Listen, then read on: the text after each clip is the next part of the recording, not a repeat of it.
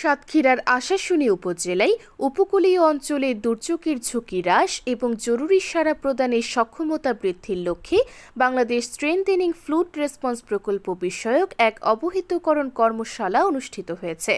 বুধবার ৬ আগস্ট সকালে আশাশুনি অফিসার্স ক্লাবে দুর্যোগ ঝুঁকি ব্যবস্থাপনা কর্মসূচি ব্র্যাকের আয়োজনে এই কর্মশালায় প্রধান অতিথি হিসেবে উপস্থিত ছিলেন উপজেলা নির্বাহী অফিসার কৃষ্ণা রায়।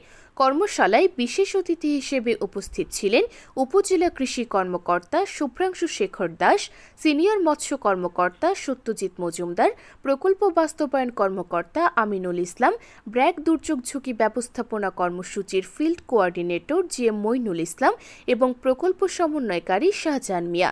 এছাড়া কর্মশালায় সরকারি কর্মকর্তা, আইনশৃঙ্খলা বাহিনীর প্রতিনিধি, জনপ্রতিনিধি, শিক্ষক, সাংবাদিক, সুশীল সমাজের প্রতিনিধি এবং ব্র্যাকের বিভিন্ন পর্যায়ের কর্মকর্তারা অংশগ্রহণ করেন। কর্মশালায় প্রজেক্টরের মাধ্যমে একটি তথ্যবহুল প্রেজেন্টেশন উপস্থাপন করা হয়, যেখানে উপকূলীয় এলাকায় চলমান ও পরিকল্পিত কার্যক্রমের বিস্তারিত তুলে ধরা হয়।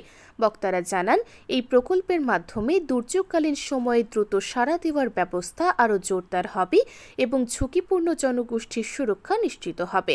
প্রধান অতিথি কৃষ্ণা রায় তার বক্তব্যে বলেন, উপকূলীয় অঞ্চলের মানুষ প্রতি বছরই নানা প্রাকৃতিক দুর্যোগের মুখোমুখি হয়। তাই এ ধরনের প্রকল্প কেবল ক্ষয়ক্ষতি কমাবে না, বরং মানুষের মধ্যে সচেতনতা ও প্রস্তুতিও বাড়াবে।